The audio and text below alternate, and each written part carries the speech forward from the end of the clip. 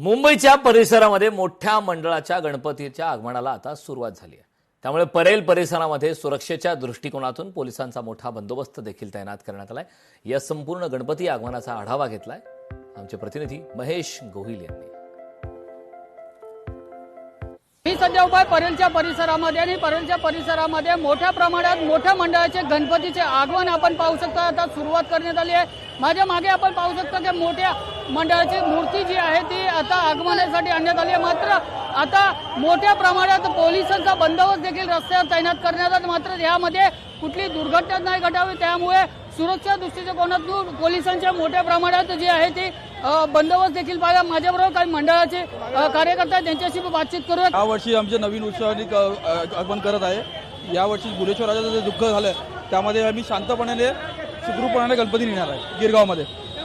काल जो दुर्घटना घडली त्या दुर्घटनेनंतर आता संपूर्ण मंडळांनी शांतपणे गणपती आगमन आणण्याची सुरुवात केली। त्याच्यावर ते बरोबर आहे, कारण की सगळं कुटुंब आपलं एकच आहे। गणेश उत्सव जे कालची घटना झाली ती सगळं दुःखदायक होती।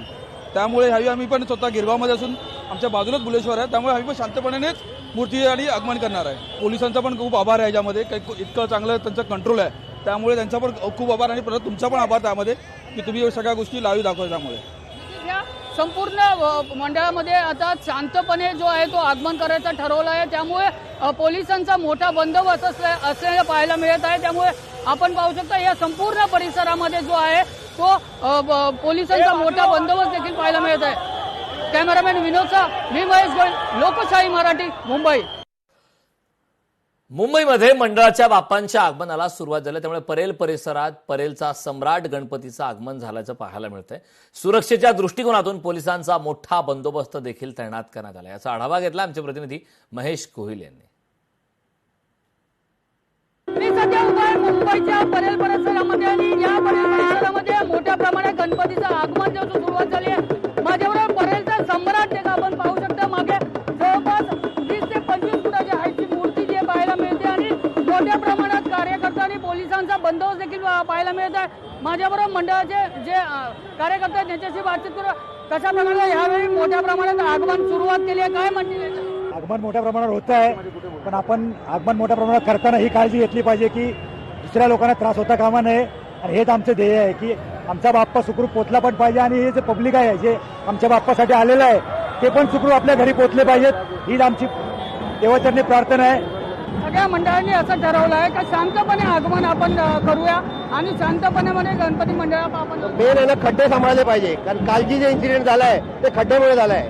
त्यामुळे जी ट्रॉली ओढतात त्यांनी खड्डे बघून आरामात आपल्या बाप्पाला घेऊन गेलं पाहिजे, बस एवढंच आहे। काय म्हणते, काय आव्हान करतील सगळ्या मंडळांना कशा प्रकारे मंडळानं आवाहन करण्यापेक्षा मी बीएमसीला आवाहन करीन की खड्ड्याची जागृती करा, जेणेकरून गणपती व्यवस्थित आपल्या मंडपात जाऊ, बस। नक्कीच या आगमनानंतर आता संपूर्ण जे मंडळाचे कार्यकर्ते आहेत त्यांनी मंडळांना देखील आवाहन केलं आहे आणि बीएमसीला देखील आवाहन केलं की खड्डे पूर्ण मुक्त रस्ते करा, त्यामुळे मंडळात गणपती सुरक्षित जातील। कॅमेरामॅन विनोदचा मी महेश गोयल, लोकशाही मराठी, मुंबई। लोकशाही मराठी ऐका, पहा, जागरूक रहा।